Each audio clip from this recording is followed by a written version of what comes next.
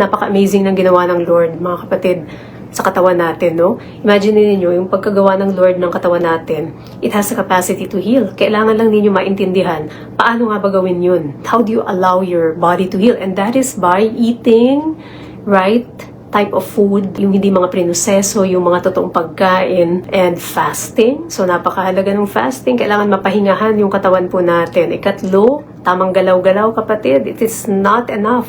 If someone will tell you na low carb, low carb, low carb lang, tingnan niyo po sila after a few years. I will tell you, it's not enough na low carb lang. You do need to exercise. Exercise is very important. Tulog ng tama, bawasan ng stress. Kahit gaano mo kagaling mag-low carb, kahit gaano mo kagaling kumain ng maayos, mag-fasting, mag-exercise, kung ang stress mo ay hanggang dun, ang dami mong kaaway sa buhay mo at wala kang kapayapaan, kapatid, hindi ka pa rin healthy.